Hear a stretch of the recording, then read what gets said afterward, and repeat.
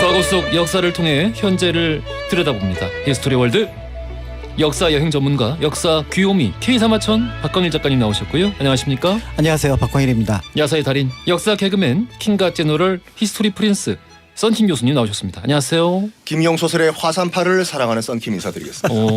김용 소설의 선생님? 네. 화산파. 예, 거짓말이란 얘기죠.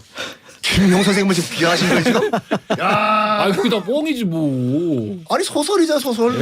의천도령기, 녹정기 등등. 알겠습니다. 송정훈님이 썬킴쌤 언젠가부터 의상이 멋져지고 있어요. 이제는 옆집 아저씨 같지 않아요? 이게 저기 의상이 작업복이에요. 작업복. 네. 이거 입고 또 촬영 가야 되기 때문에. 야, 뭔가 이 성공한 남자의 멘트 같았어요. 성공한 남자는 이 옷을 입습니다. 마카오 양복. 근데 이게 순발력이 되게 부족한 것 같아요. 순발력도 부족해지고요. 예. 문제는 그 여러 방송국에서 촬영을 하는데 옷이 같아요. 돈이 없어 내가. 아니 돈이 없어요. 내 거랑 바꿔 입자. 근데 돌려줘. 마카오 양복 그 기억 못해요? 몰라요. 그 제일 띨 모직이 우리나라에 생기기 전에 네. 우리나라는 양복을 만들 수 있는 그 옷감을 못 만들었어.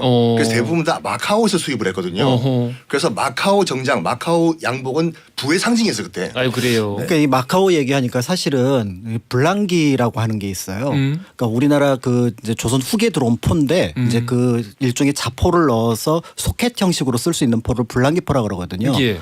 근데 그 마카오에 그 포를 전해준 게 포르투갈입니다.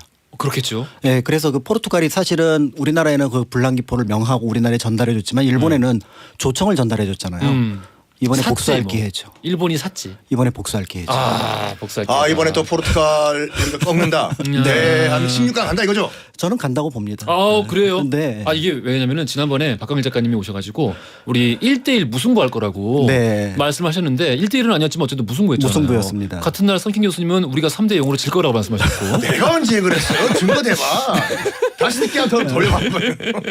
그러니까 요번에 한번 박광일 작가님 네. 말씀 믿어보겠습니다. 네, 그래서 이제 포르투갈은 그때 이제 블랑기, 그 다음에 이제 네덜란드를 그 홍이, 그 홍모 이렇게 얘기를 불렀었거든요. 네. 그래서 이제 그런 이름들도 이제 살펴보시면은 옛 서양의 나라들을 어떻게 불렀는지 이런 것들도 재미있습니다. 토요일 넘어가는 자정에 하죠 경기가. 네네네네. 기대해 보겠습니다. 네. 173에 쓰시는 분이 옹디 드디어 히스토리월드 132편을 2주간에 걸쳐서 다 들었어요. 우와. 택배 배송을 하면서 이어폰으로 듣고 집에서 설거지를 하면서 듣고 썬킴님 옹디의 재롱을 흐뭇하게 바라보는 광일님 상상하면서 저도 같이 웃고 역사를 생각하며 뜻깊은 2주를 보냈습니다.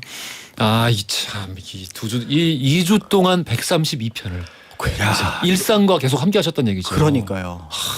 이제 썬킴, 박광일, 허지용이 이제 꿈에도 나오시겠네. 복권 너무 사세요. 그러네요. 우리 1732님께 단백질 보충제 선물로 보내드릴 테니까 이 평소에 활동량이 너무 많으신 것 같아요. 배송도 하고 집안일도 하시고 그러니까 꼭 단백질 보충하시길 바라겠습니다. 자, 우리 오늘 이야기 본격적으로 넘어가기 전에 이 얘기 해야겠죠. 중국 장점민 전 주석이 96세 일기로 어제 타계했습니다. 참 여러 가지 의미로 큰 인물이죠. 그렇습니다. 예. 그래서 우리가 보통 뭐 개혁 개방을 사실은 이제 그 어떻게 보면은 그 등소평부터 보긴 하지만 그렇습니다. 그것을 실질적으로 형식으로 그다음에 내용으로 옮겼던 인물을 꼽는다면은 장점인 강택민이라고 하는 인물을 꼽을 수밖에 없을 거고요. 현대 중국에서는 잊을 수 없는 중요한 인물이라고 보여지죠. 실질적으로 뭐라고 할까 이 하나의 정파인 상하이파를 만들고 이끌었던 그런 거물이었죠. 예. 그러니까 지금 그 중국의 공산당이 이제 그 일당 독재 같지만 사실은 세 개의 파가 서로 나눠서 통치를 하고 있잖아요. 지금 상하이방, 그다음에 태자당, 공청당 요 세 가지가 같이 나눠서 하고 있는데 그 중에 상하이방을 원래 이끌었던 장점민 전 주석이 이제 사망을 한 거죠. 그렇죠. 그러면서 이제 동시에 중국 공산당이 이제 집단지도 체제라고 하는 어느 한쪽에 치우치지 않고 상황에 따라서는 이제 다음에 정권을 넘겨주는 그런 방식의 어떤 태도를 또 정립한 인물이라고도 볼 수 있다는 점에서 현대 중국 정치에서 굉장히 중요한 역할을 했습니다. 근데 시진핑이 그걸 다 쳐부쉈죠. 그렇죠. 예, 그러니까 요거 혹시 모르시는 분들 계실 것 같아서 말씀드리면은 집단지도 체제가 방금 말씀드린 이제 그 세 가지 파벌이 공산당에서 집단적으로 이제 의결을 하고 서로 이제 의견을 서로 상충 보완하면서 그렇죠. 이끌어 나가는 것인데 이를테면은 장점민이 이제 물러날 때 후임을 후진타오에 줬지만 후진타오는 그러니까 저기 공천당이죠. 하지만 군권을 안 줬어요. 그렇죠. 왜냐하면 후진타오 특히 이제 공청당 세력 자체가 너무 좀 뭐랄까 호전적이라서 미국과 전쟁을 낼 수도 있다. 강성파니까요. 예, 네. 너무 강성파라서 그래서 군권을 주지 않았었는데 요번에 이제 요번은 아니죠. 지난번에 요번은 3연임한 거고 시진핑이 첫 번째 이제 그 집권했을 때 그때 후진타오가 시진핑에게 남겨준 것도 상하이방에 권력을 주기 싫어서였고 그리고 결정적으로 장점인이 군권을 줬어요. 시진핑에게. 왜냐? 시진핑이 권력에 욕심이 없어 보여서. 시진핑이 자기 2인자를 스스로 퇴각시켰거든요. 사퇴시키니까 얘는 권력에 아무런 뜻이 없구나. 안심을 하고 군권을 줬는데 지금 3연임을 했습니다. 그게 이제 중국에서 뭐라고 하냐면 왕망 기억나시죠? 예. 크게 망한 왕망. 예. 그 전한을 멸망시키고 이제 신나라라는 나라를 기원 후 이제 8년에 건국한 왕망이 딱 그랬어 시진핑. 그 제2의 이제 왕망이다.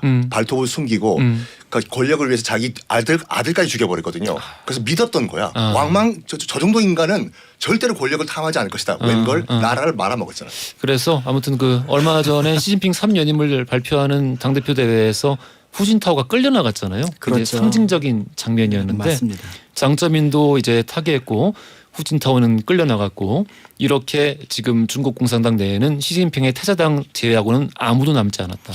그러니까 이제 뜻밖의 이제 백지를 들고 이제 어떻게 보면은 지금은 그 방역이라는 이유 때문에 저항을 하고 있지만 예전에 볼 수 없었던 모습들이 중국 곳곳 도시에서 나타나고 있는 것도 조금은 특이한 현상이라고 볼 수가 있죠. 방금 이제 작가님 말씀해 주신 게 지금 백지 시위라고 해서 그렇죠. 중국인들이 백지를 들고 시위를 하고 있습니다. 제가 지금 뜻을 찾아보니까 뭐래더라?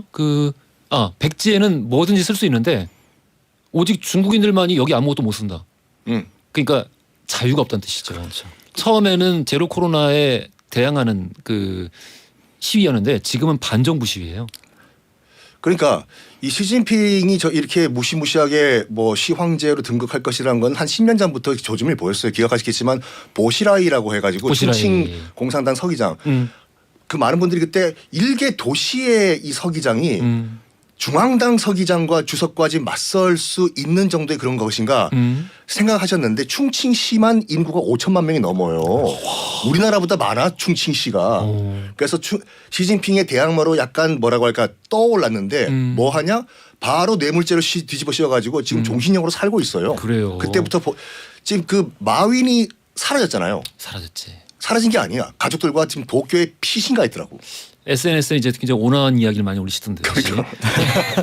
아무튼 정리를 하면서 제 소박한 바람을 말씀드리자면은 지금 3연임에 시진핑이 성공을 하면서 파벌을 다 없애고 진정한 북한과 동일한 방식의 1인 독재를 하고 있잖아요. 우리 지금 중국에서 벌이고 있는 이 백지 시위가 백지 혁명으로 발전해서 진정한 중국의 민주주의와 자유가 실현되기를 좀 바라봅니다. 네. 자, 오늘 주제 역사 속 화산입니다. 역사 속 화산, 하와이에 있는 마우나로아 화산이 38년 만에 다시 분화를 시작했는데요. 관련해서 우리 이제 역사 속의 화산 이야기들을 함께 해볼 겁니다. 우리 앞에서 중국 이야기 좀 오래 해가지고 바로 들어갈 거예요. 두 분 다시 가위바위보 하셔야죠. 오늘 누구부터 얘기할지 가위바위보. 가위바위보. 또 졌다. 아싸. 자, 네. 오늘 박광일 작가님부터 시작하겠습니다. 네, 다시 제 자리를 찾은 것 같아서 좀 예. 뿌듯한데요. 예. 사실 이제 우리가 화산하고 좀 거리가 멀다 이런 생각들을 좀 가지시는 것 같습니다. 그런데 막상 제주도만 딱 도착을 하면은 섬 전체가 말 그대로 화산섬. 그러니까 한라산을 기준으로 해서 360개 또는 연구자에 따라서 한 480개 정도의 기생화산까지 포함하는 굉장히 많은 화산들이 있었다라는 기록들이 남아 있고 실제로 제주도와 관련된 여러 기록들을 보면 고려 조선시대 화산 폭발에 대한 기록들이 굉장히 많이 남아 있습니다. 예. 그리고 최근에 이제 제가 얼마 전에 그 좀 시간이 나서 철원 일대 그다음에 연천 일대를 다녀왔었는데 거기 딱 가서 느끼는 게 여기 제주도네. 아, 왜 현무암이만 많아요? 모든 그 절벽이 현무암으로 되어 있거나 주상절리가 있어요. 여기는 이제 용암대지라고 해서 평강의 오리산 일대에서 한 50만 년 전부터 12만 년 전 사이에 5번에서 11번 정도로 계속해서 뭔가 묽은 그 용암이 계속 흘러내려간 겁니다. 그러니까 이제 대지가 형성이 돼갖고 그 밑으로 이제 침식이 일어난 게 굉장히 깊은 협곡 속에 일어나니까 한탄강이나 임진강은 협곡처럼 느껴지는 부분들이 예. 사실은 이 한반도 중부에도 우리가 알고 있는 화산 지형이었었다라는 것들을 이런 것들을 통해 짐작해 볼 수가 있는 거죠. 그것만 보면은 우리나라가 과거에 얼마나 화산 활동이 활발했는지도 함께 알아볼 수 있겠네요. 그렇습니다. 예. 그런데 이게 이제 뭐 1만 년 전, 2만 년 전 그러니까 좀 거리가 멀어 보이는데 문제는 이제 고려사라든지 그다음에 조선왕조 실록에 보면은 이 화산 폭발에 대한 기록들이 굉장히 자주 나타나거든요. 그리고 거기에 따라서 이제 실물 그때 폭발했던 화산이 어느 것인가라는 것들은 이제 지질학자들의 연구에 의해서 뒷받침되거나 또 때에 따라서는 그 가설이 이제 어떻게 보면 기각되는 경우도 있는데요. 예. 예를 들어서 이제 고려사에 보면은 굉장히 흥미로운 기록이 등장을 합니다. 그러니까 목종 때인데 서기로 하면은 1002년, 1007년에 화산 분화 기록이 두 건에 아주 세밀하게 등장을 하고 있습니다. 그 기록이 이제 여러 번 반복되는 내용들이 있지만 내용을 정리를 해보면은 이제 땅에서 난 구멍 4개에서 구멍이 열리면서 붉은 물이 솟아 나온다. 그러니까 이게 마그마, 용암이 이제 솟아 나온다라는 걸 볼 수가 있고 5일이 지나서야 그쳤는데 그 물이 모두 와석이 되었다. 그러니까 그게 용암이 굳고 나서 보니까 전부 다 그게 기와가 얹은 것처럼 그러니까 뭔가 이렇게 그러니까 선형으로 쭉 펼쳐진 돌처럼 보인다. 그래서 와석이라는 기와 와자에 돌석자를 쓴 표현이 등장을 하거든요. 예. 그러니까 여기에 대해서 정부에서는 이거는 조사를 해야겠다라고 생각을 해서 마침 이제 탐라에서 상서로운 산이 바다 가운데 솟아났다. 이거는 그러니까 수중 폭발을 의미하는 것 같아요. 그래서 태학 박사 전공지를 보내어 살펴보게 했다. 이 기록까지 남아 있습니다. 살펴보게 했다. 네. 그러니까 이제 문제는 그렇다면은 이때 이 폭발했던 제주도에 이 화산 폭발은 무엇을 가리키는가라는 거에 대해서 이제 사람들이 이제 의견이 분분했는데 예. 대체로 이제 그 차기도 옆에 있는 비양도라고 하는 섬을 이제 그 가정을 해서 그 섬일 거라고 봤던 거죠. 왜냐하면 비양도가 화산 지형임에도 불구하고 굉장히 최근에 폭발했던 화산의 흔적들이 남아 있습니다. 그러다 보니까 이게 고려 때 한 1000년 전으로 보면은 대략 맞지 않을까 이런 생각들을 했는데 근데 여기에서 이제 그 지질학자분들이 역사하시는 분들이 지질을 잘 모르셔서 아이고. 여기 잘 보시면 붉은 물이 솟아 나온다. 붉은 물이 솟아나온다. 이 용암이 솟아 나오는 거잖아요. 수중 폭발은 붉은 물이 안 보입니다. 바로 바로 수증기가 올라오면서 그냥 폭파하는 것처럼 폭탄이 터지는 것처럼 나타나고 쇠설물이 위에서부터 그냥 계속 떨어지는 그런 형상이지 붉은 용암이 보이지 않는다라는 거예요. 그럼 뭘까? 울릉도인가? 그러니까 이게 그렇다면은 그 비양도가 아닐 거다. 그래서 그 일대 제주도 열대 지질을 쭉 조사를 했습니다. 예. 아니나 다를까 비양도 같은 경우는 제가 이번에 처음 이거 조사하면서 알았는데 KA가 1000년을 가리키더라고요. 지질에서.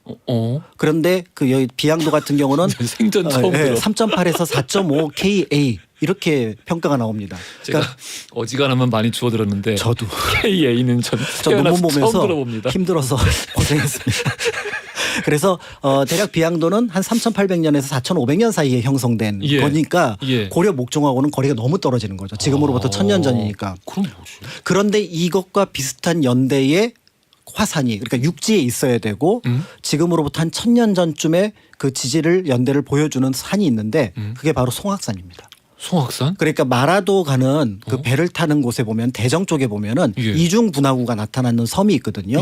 그 송악산이라고 하는 이 군부리 그러니까 이제 그 화산이 이 기록하고 거의 일치해요. 근데 그때 그게 화라산이었대요? 그게 터진 거예요. 아이고야. 그러니까 그게 1000년 전에 터졌는데 문제는 이게 이제 1002년에 터지고 1007년에 2번 터졌느냐. 왜냐하면 이 송악산이 이중 분화구이기 때문에 한 번 터지고 다시 한 번 터진 그런 화산이거든요. 그렇게 보는 설도 있고 한 번에 터졌지만 기록상으로 이제 고려에서는 그거를 나중에 5년 뒤에 정리를 했다라고 하지만 이게 역사 기록 1000년 전에 목종 때 화산 폭발에 대한 고려사 기록과 그다음에 지질학자들이 연구한 기록하고 거의 일치한다는 점에서 이제 여러분들이 제주도 가서 보시면 가장 젊은 화산 그러면은 송악산을 보시면 이제 저게 어떤 정도인지를 짐작해 볼 수가 있는 거죠. 그래요. 그러니까 이런 내용들이 이제 일반적으로 이제 고려사에 있는데 사실은 요거는 그러니까 제주도 이야기라서 뭔가 재밌기도 하고 또 규모가 그렇게 크진 않습니다. 예. 그런데 여기에 비해서 굉장히 큰 화산 폭발에 대한 기록들이 이제 조선시대 기록에도 남아 있거든요. 백두산 아니겠지? 백두산이에요. 그런데 태종연간부터 시작해서 이제 백두산에 대한 그 폭발 기록이 한 5년 동안 계속해서 이어집니다. 태종 때부터요? 네. 1401년부터 1406년까지인데요. 이때 기록을 보면은 아주 구체적으로 나옵니다. 단주에 숫비가 내렸다. 그러니까 그 태백 그 백두산에서부터 한 200-300km 떨어진 함경남도하고 함경북도 경계 지역이거든요. 예. 여기 하늘에서 재로 된 비가 내려온 거예요. 예. 그러다 보니까 이런 기록이 있고 그다음에 그 옆에 동네인 갑주 또는 이라 이런 지역에서는 하늘에서 숙제라는 건 하얀 재를 가리키거든요. 하얀 재가 쌓였는데 두께가 1치 3cm나 쌓였다는 거예요. 근데 보통 화산 폭발에 의해서 재난이다라고 하는 게 1mm만 쌓이면 재난입니다. 차가 가면서 미끄러지기 시작하고 그다음에 농산물의 생육에 문제가 발생을 하거든요. 예. 그런 면에서 이 시기에 폭발이 3cm에 이르렀다면 화산재가 3cm에 이르렀다면 엄청난 폭발이었다라는 것들을 짐작해 볼 수가 있는데요. 이런 기사가 태종 때도 나오고 세종 때도 나오고 조선시대 내내 그 곳곳에서 등장을 하고 있습니다. 조선 전기에 계속 터졌나 보다. 근데 이게 조선 전기만 그런 게 아니라는 데 이제 문제가 있는 거죠. 그래서 실제로 그 내용들을 이제 조금 더 살펴보면은 조선 후기에도 백두산 화산 폭발에 대한 기록들은 훨씬 더 많이 등장하고 있습니다. 알겠습니다. 그 이야기 우리 3부에서도 나눠볼 거고요. 자, 우리 역사 속 화산 이야기 살펴보고 있습니다. 여기서 돌발 퀴즈 드릴게요.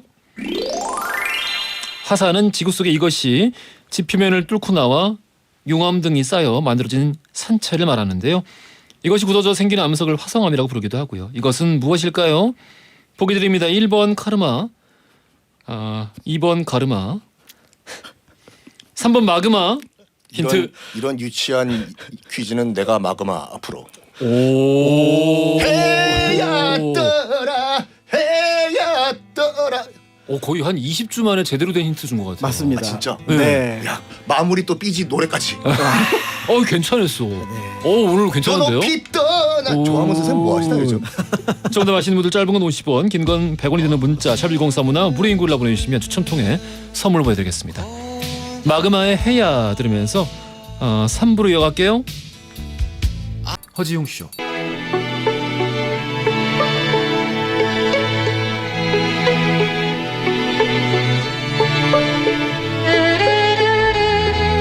허지웅쇼 3부로 돌아왔습니다. 히스토리 월드 박광일 작가, 선힘 교수 모시고 오늘 역사 속 화산 이야기 살펴보고 있어요.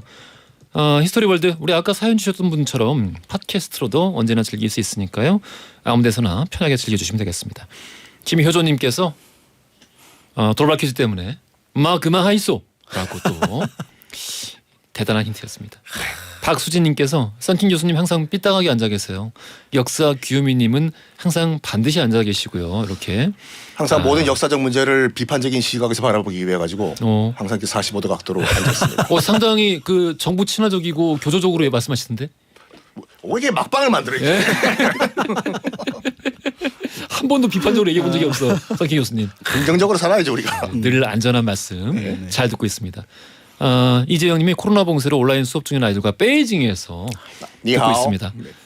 초등학생 아이들이지만 아주 재밌게 듣고 있어요. 썬킴님 책 2권도 빨리 2권? 2권? 2권도 빨리 읽고 싶은데 베이징으로 배송이 잘 안 되네요. 코로나 끝나는 즉시 제가 베이징으로 제가 직접 배달해드리겠습니다. 천안문 광장 앞에서 뵙죠. 아이고 가서 저기 같이 혁명도 좀 하시고 혁명 백지 혁명도 좀 하시고 너무 언제까지 이렇게 안전하게만 살 거예요? 예? 언제까지만 이렇게 거의 권력자들을 빌붙어가지고 얇고 길게 가야 돼요. 짧고 굵으면 안 돼. 알겠습니다. 이것도 다 이제 역사의 교훈이라서 저렇게 말씀하시는 게 아닌가라는 생각 들기도 하고. 길게 가야 돼. 알겠습니다. 자, 우리 역사 속 화산 이야기 앞서서 우리 그 고려 시대 그리고 조선시대 전기 태종 기록에 때 얘기. 나왔던 네.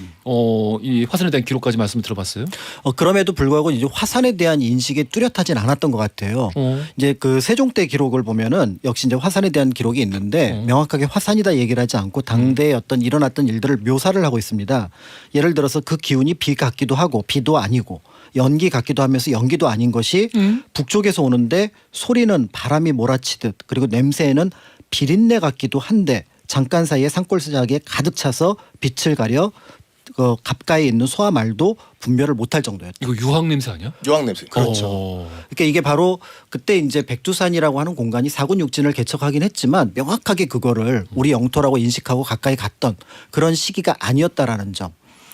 그런 면에서 볼 때 백두산 폭발에 대해서 그 폭발 장면에 대해서는 명확하게 확인을 하지 못했지만 나중에 그 증험이 이제 함경도 일대에 나타나니까 이제 그 기록을 묘사했다고 볼 수가 있는데요. 저기 오락의 땅이라고 생각했구나. 그렇습니다. 예. 그런데 이제 문제는 이렇게 이제 실록 기록은 이렇게 띄엄띄엄 나타나지만 그 백두산과 관련한 지질 연구에 따르면은 1898년, 1903년, 1925년에도 소규모 화산 폭발이 있었다고 합니다. 예. 그래서 백두산 같은 경우는 크게 100년마다 한 번씩 좀 큰 폭발이 있고 그 사이사이에 작은 폭발이 있다는 점에서 마지막 폭발이 1925년이었기 때문에 지금 딱 100년 정도 지난 상황이거든요. 그렇기 때문에 언제 백두산에서 폭발이 일어나도 이상하지 않다라는 점에서 이제 백두산 폭발은 지질학자들뿐만 아니라 기상학자들 이런 분들이 늘 이제 주의 깊게 살펴보고 있는데요. 예. 그 이유는 뭐냐면 한때 이 백두산 폭발이 나라 하나를 멸망시켰다라고 하는 소문이 돌기도 했습니다. 백두산 폭발이요? 발해를 멸망시켰다. 발해를. 예, 그때 이제 한때 그런 이야기가 한 4, 5년 전에 꽤 방송을 통해서 돌았었거든요. 음모론 아닌가요? 음모론이라기보다는 약간의 오차가 있었던 시대적 오차가 있어요. 20년 차이가 납니다. 20년? 그거 얼마 안 되는데? 발해가 먼저 멸망하고 예. 그다음에 이제 백두산 폭발이 그 20년 뒤에 일어났기 때문에 실질적으로 발해 멸망하고는 직접적으로 관련이 없다. 그래도 그 고역사인 거를 고대 역사인 거를 우리가 감안하면은 큰 차이는 아니지 않나요? 큰 차이는 아니지만 이게 이제 시간 차이는 굉장히 중요하죠. 그래요? 화산 폭발이 일어나서 피해를 입은 것과 발해가 먼저 멸망하고 화산이 폭발했던 것과는 약간 차이가 있는데 발해는 926년에 멸망을 하는데 화산 폭발은 946년 에서 947년 요 사이에 이제 폭발이 있었던 걸로 이제 분석이 되거든요. 예. 그렇기 때문에 실제로 이제 그 상황들을 염두에 두면은 어떻게 보면은 이제 자칫 그 20년 차이가 크지 않다고 보면은 그렇게 볼 수도 있지만 발해가 먼저 멸망하고 폭발했기 때문에 인과관계는 없다고 보여집니다.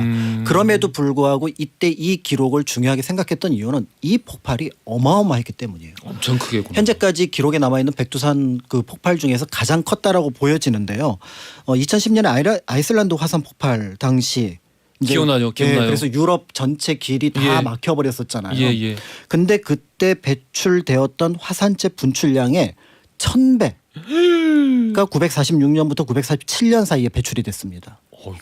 그래서 그 덩어리 면적을 그러니까 그 쇠설물 어떤 재로 날아갔던 화산재의 어떤 양을 분석을 해보면은 100 입방 킬로미터. 그러니까 가로 세로 높이가 전부 다 100km인 박스 안에 넣어야 될 정도로 어마어마한 재가 퍼져 나갔고요. 엄청나구나. 당시 한반도나 동해바다는 한 10cm 정도 이게 이제 화산재가 쌓였고 홋카이도까지 날아갔는데 한 5cm 정도 쌓였던 걸로 지금 이제 분석이 되고 있거든요. 야, 이거 진짜 엄청난 폭발이네요. 네, 그런 면에서 볼 때 이 정도 폭발이 다시 이것보다 예를 들어서 100분의 1, 1000분의 1의 폭발이 일어난다고 하더라도 몇 달 정도는 동아시아의 뭐 여러 가지 기상이라든지 그다음에 교통이라든지 또 때에 따라 농사라든지 이런 부분에 굉장히 큰 영향을 끼칠 수 있기 때문에 실제로 이 화산 폭발에 대한 백두산 화산 폭발에 대한 연구가 지금도 계속해서 이루어지고 있고요. 그러다 보니까 예를 들어서 언제 폭발이 됐을 때 피해가 가장 클까? 5월, 6월. 5월, 6월? 네, 그때 이제 바람이 이제 북쪽에서 북풍은 사실은 살짝 사라졌는데 그게 살짝 남쪽으로 돌아오는 상황에서 안 돼. 한반도 쪽에 안 오히려 돼. 겨울에 일어나면은 그게 이제 동해 쪽으로 빠져나가는 경향이 있거든요. 그런 면에서 볼 때 어떻게 보면은 이제 이런 부분이 있고요. 그다음에 이제 용암 마그마가 흘러내리는 거리는 한 23km 이를 정도로. 그러니까 걱정하지 마세요. 우리에게는 하정우와 이병헌이 있어요. 네. 이게 그 관객수가 많지 않아서 알겠습니다. 예, 이런 정도의 폭발이 있었다고 하니까 예. 역시 화산 폭발 남의 나라 이야기지만 우리에게도 큰 해가 끼치지 않도록 관심을 갖고 조심해 살펴볼 필요는 있을 것 근데 같습니다. 아이슬란드 화산 폭발의 1000배? 그렇죠. 화산재는. 아니 뭐 그렇게 큰 폭발이 있었는데 한반도가 멀쩡한 게 다행이다. 네. 너무 놀랍네요. 더 큰 몰랐는데. 폭발도 있어요. 더 큰 폭발이요? 그 지금 인류사 가운데서 기록 우리가 발견한 폭발 가운데서 가장 큰 폭발이 이제 많은 분들이 이제 그 로마의 폼페이 폭발로 예. 알고 계시는데 그건 예. 유적이 남아 있기 때문에 그런 거고 예. 7만 5천 년 전에 어. 지금 인도네시아 수마트라 섬. 그러니까 섬 여러분 아시다시피 인도네시아가 수마트라가 있고 자바가 있고 발리가 있잖아요. 예. 맨 인도 쪽으로 가까운 스마트라 섬의 토바 호수라고 지금 있어요. 호수 길이가 100km, 폭이 50km, 수심이 500m의 호수예요. 이게 한 번의 화산 폭발로 이루어진 그 호수 화산 호수거든요. 한 번에 빵. 그러니까 지금 남아 있잖아요. 그 지질학적으로 이 토바 호수를 연구를 해보니까 폭발 규모를 우리가 추산할 수 있었어. 그러니까 7만 5천 년 전에 이 수마트라에서 폭발된 이게 일단은 이 폭발의 영향으로 인해 가지고 지구 전체 기온이 10도 이상 떨어졌대요. 화산재가 덮어버렸어요. 화산재가 전 지구를 덮어버려 가지고. 그리고 이 여파가 한 1000년 동안 유지가 됐다고 하는데 이건 여기 음모론일 수도 있고 약간 추측일 수도 있는데 뭐냐면은 예. 그때가 언제였냐 7만 5천 년 전에 이제 아프리카에서 예. 이제 호모사피엔스가 이제 생겨나가지고 슬슬 걸어서 앞으로 아시아로 유럽으로 뻗어 나가는 시기였거든요. 그때 이제 그랬다고 하죠. 그랬다고 하지요. 예, 네안데르탈인을 이기고. 그 포인트야. 관련 있어? 이 음모론이 추측이 이런 게 나온 게 있어요. 예. 그러면 이 정도 지구 전체를 1000년 동안 그 악영향을 미쳤던 예. 토바 대폭발로 예. 인해서 예. 신생 인류인 호모사피엔스가 왜 안 망했냐 이런 주장이 있거든요. 아프리카 사하라 이남이니까 남반부잖아요. 예. 그래서 당시 호모사피엔스는 그나마 남반부에 위치하고 있었고 이 수마트라 섬은 이제 북반부에 있지 않습니까? 북반부에 주로 있던 네안데르탈인들이 이 토바 화산의 폭발 때문에 멸망했다. 그 빈자리를 들어간 것이 호모사피엔스다. 이거는 아니라고 생각합니다. 예. 나보고 그래요. 지질학자들한테 뭐라 그러니까? 최근 연구에 따르면은 사는 환경이 거의 겹쳤고 결혼도 실제로, 했어요, 둘이. 예, 혼혈도 있었고 그 결국 뭐 이제 여러 가지 학설마다 다르지만 유발 하라리의 사피엔스에서는 결국 그 호모사피엔스가 거짓말을 같이 믿는 능력 때문에 이겼다고 이야기하고 있지 않습니까?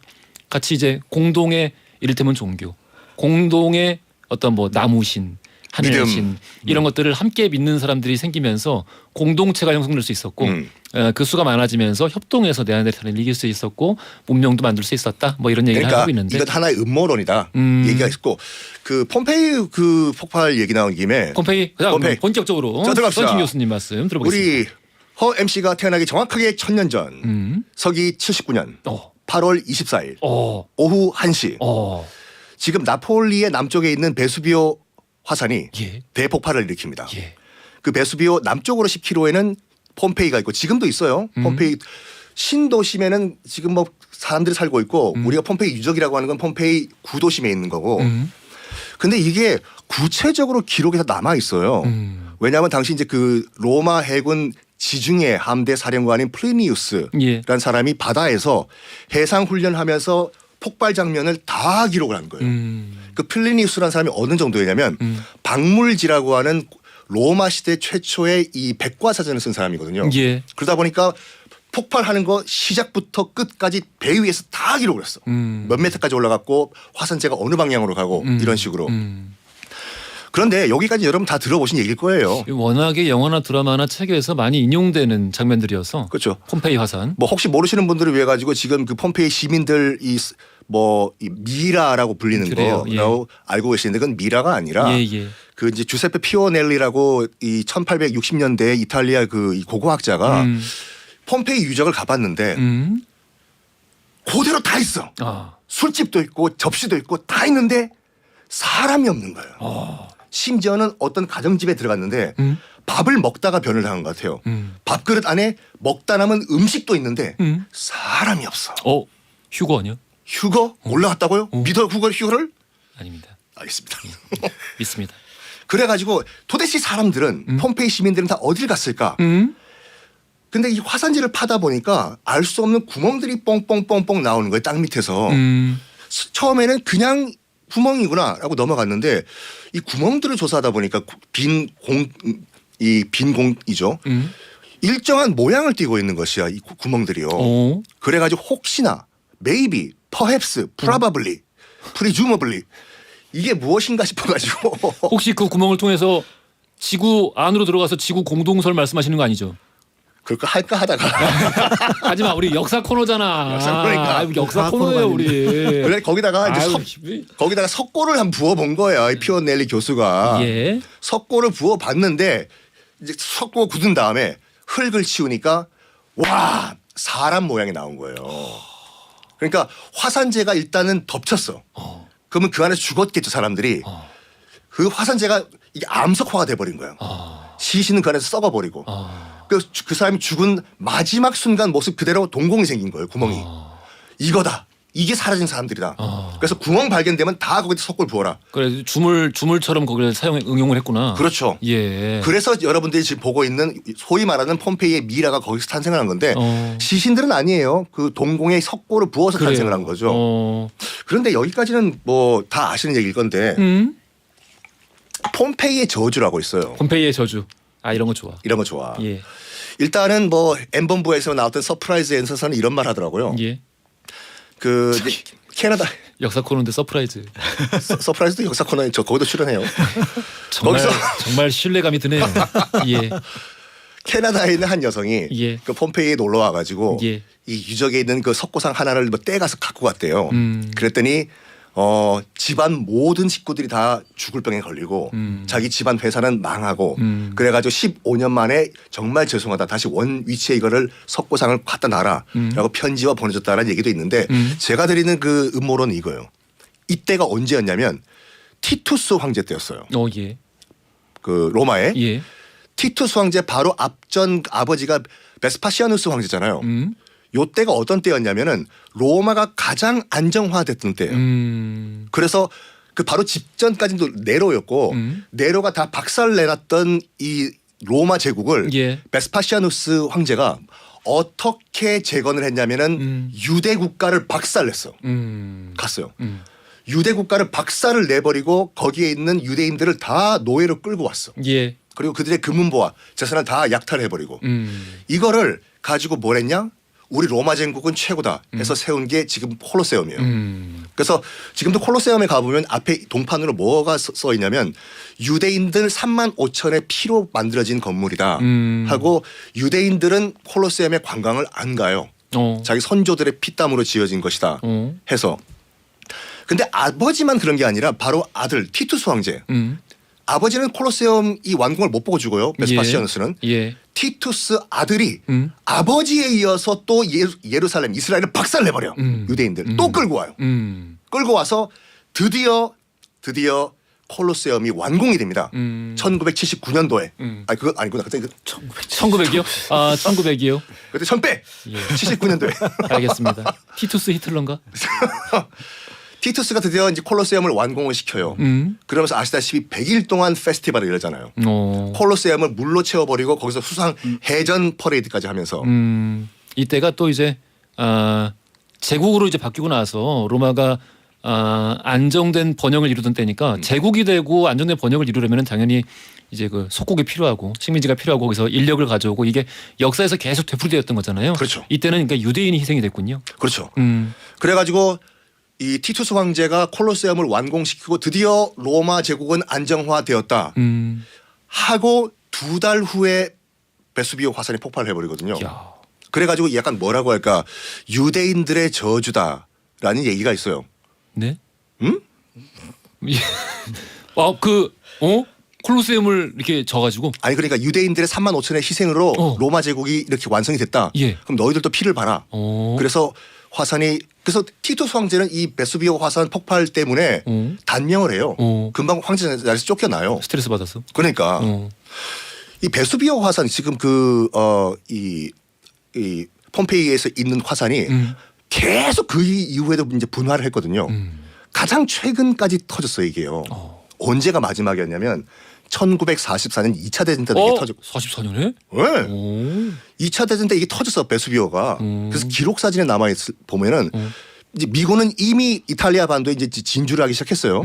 그래서 나폴리에 진주한 미군들이 저 산 뭐냐 터진다 팡 우와 볼케이노 했을 때 미군들은 화산 처음 보잖아. 예. 그러니까 겁이 없이 마그마 용암이 내려오는데 거기다가 꼬챙이에 스테이크 꽂아가지고 구워 먹는 사진이 있어요.